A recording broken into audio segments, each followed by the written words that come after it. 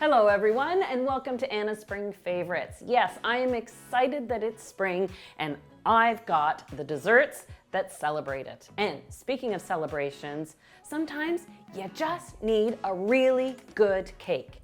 And this recipe for a golden vanilla cake with a fudgy chocolate frosting, well, it's perfect for birthdays, maybe Mother's Day. You know, graduations, they're around the corner.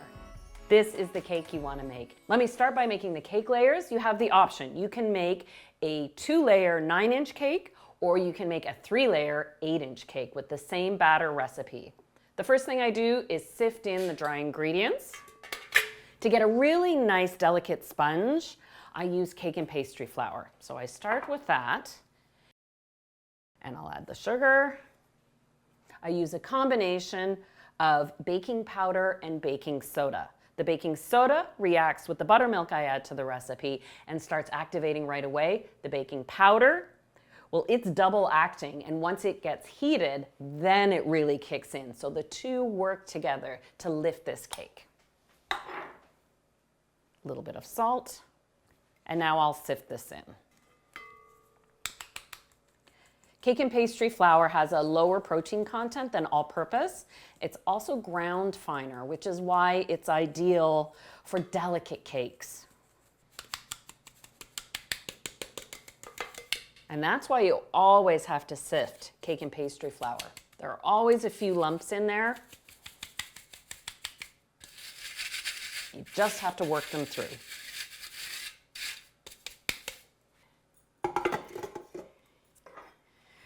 I'm using my paddle attachment with my stand mixer, but you can use just regular electric beaters for this recipe. So the next move is cutting the butter into the dry ingredients.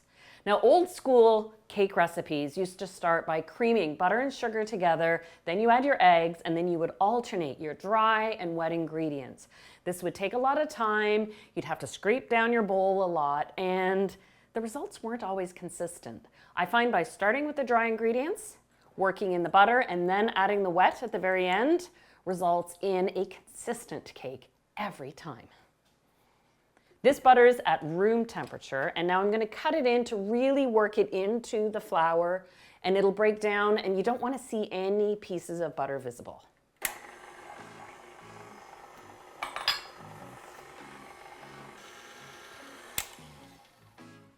All right.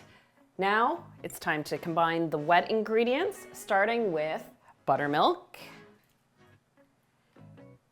While I really do prefer using buttermilk for this cake recipe, you can make your own buttermilk substitute by measuring the same amount of 2% milk, replacing 1 tablespoon with 1 tablespoon of lemon juice. Stir it, it'll curdle and thicken the milk a little bit, and then that you can add to your cake batter.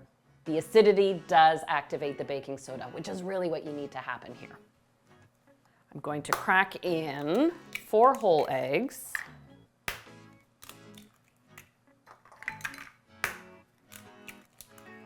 And then to really give this cake that golden color, I'm adding an extra egg yolk.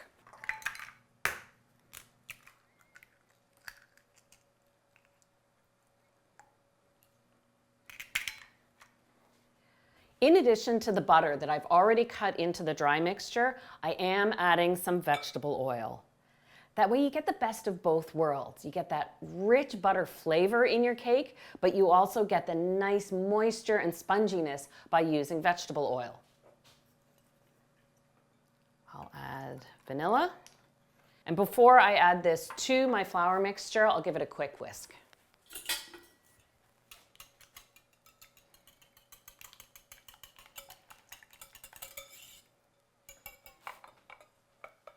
You can dump this all at once into your mixing bowl. And I mix first on low speed to combine the wet and dry ingredients, and then I increase the speed to medium to really build some volume and structure into the cake batter. I hate to say this, but it's a similar method to when you're making a cake mix.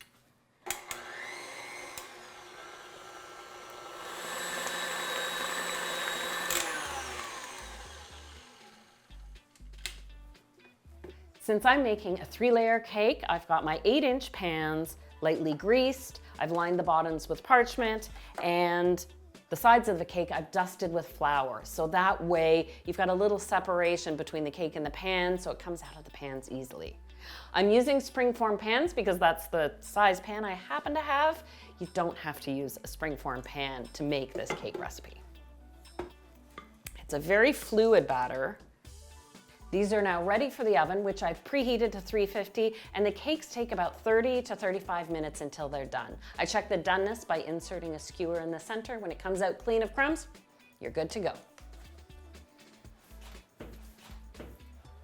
My cakes are out of the oven and have cooled completely. So these you can make ahead. You can freeze undecorated cake layers for up to 3 months, no problem. But these are ready to decorate, so time to make that fudge frosting. The first thing I need to do is melt my chocolate and butter together. This is a wonderfully rich frosting, and it's deliciously smooth at the same time. I like to use bittersweet chocolate for the strength that it adds to the recipe. I'm melting my chocolate and butter together over a water bath. So my pot is filled with about 1 inch of water that's barely simmering. You don't want it boiling and having steam drop into the bowl, but it's actually the steam that's heating the bowl that in turn is melting the chocolate and butter. And you'll notice that the chocolate melts first because chocolate melts at a lower temperature than the butter.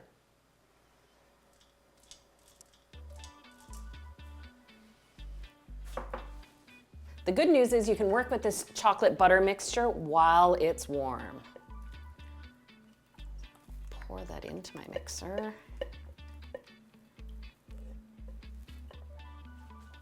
And now I want to sift my icing sugar and cocoa powder together, and it's so I can get the lumps out of the cocoa powder. If I'm just adding icing sugar to a frosting recipe, I don't worry so much about sifting, but the cocoa powder, you have to sift it.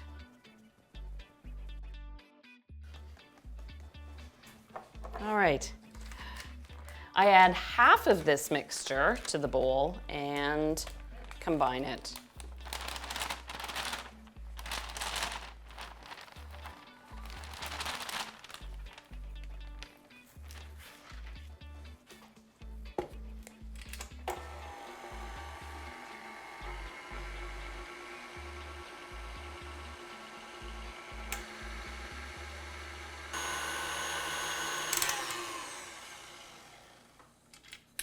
And now, to really help dissolve that icing sugar, I add a cup of sour cream. Yes, that's right. It really balances out the sweetness of the icing sugar, but it helps make this frosting super smooth and fudgy at the same time. And I'll add a splash of vanilla and a pinch of salt as well.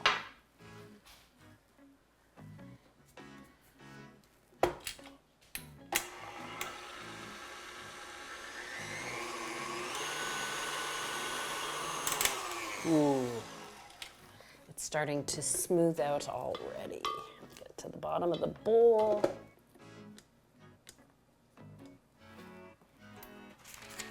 And now I add the rest of the icing sugar and cocoa powder. Okay. Once you've combined the icing sugar and cocoa into the frosting, this is where you have control. So if you want a dense, shiny, fudgy frosting, well, 20 or 30 seconds on medium speed does the trick. If you want a fluffy, lighter frosting, then let it go for about a minute, even 2 minutes.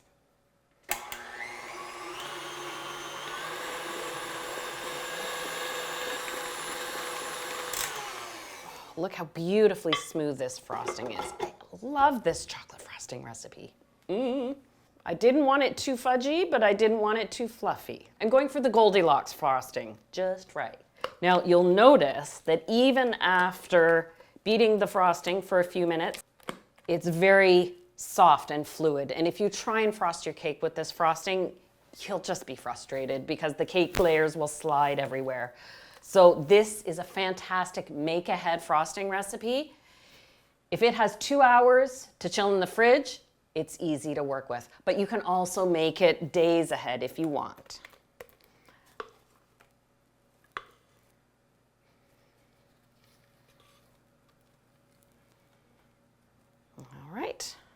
pop this in the fridge to chill.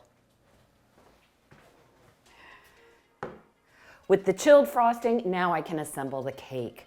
I like using a rotating cake wheel, but of course you can assemble this cake on the platter you plan on serving it. I've got a little rubber base here that keeps the cake from sliding around. I'm using a cake board, that way I can pop it in and out of the fridge.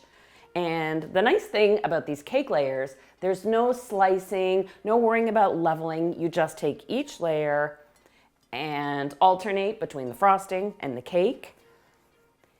You will find as you start with this chilled frosting, it may be quite set, but the more you work it, the more it softens and yields under your spatula.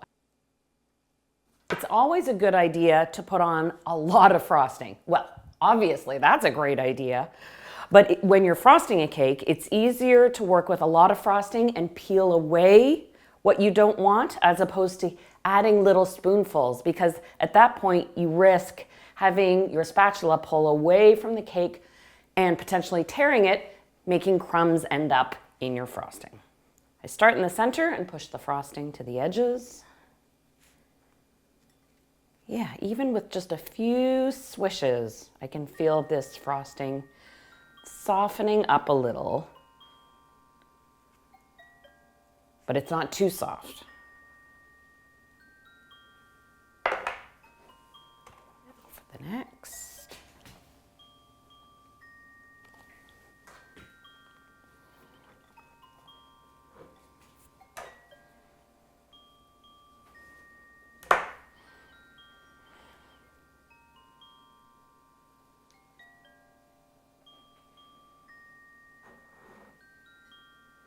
And when I'm frosting that top layer, I always push the frosting right to the edges, even over the sides slightly.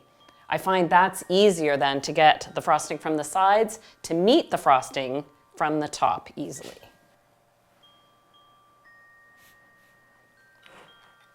So I start with the top first and then finish with the sides.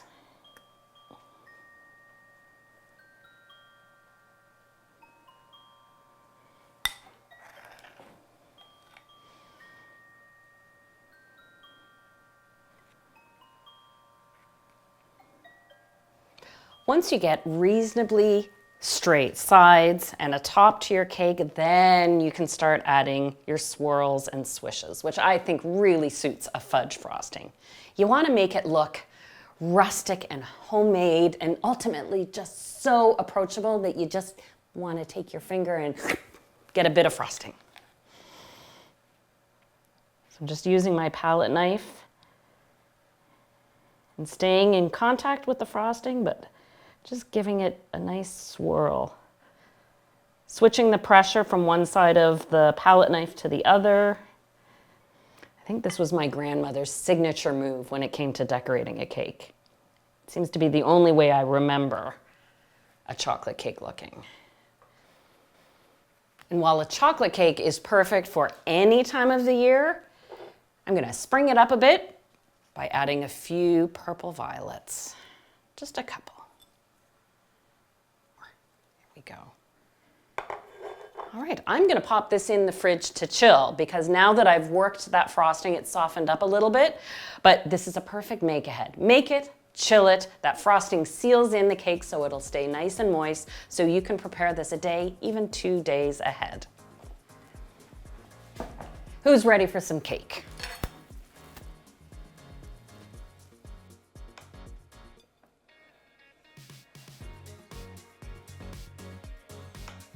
Oh, clearly I am by the size of that slice. Oh, love a good golden vanilla cake. Should I leave it upright or put it down?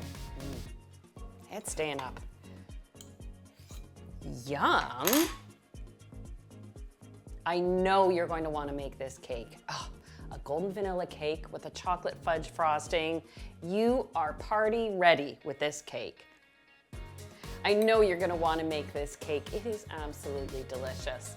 And I've got hundreds of recipes for you to check out right here on the Oh Yum channel. I'll see you soon.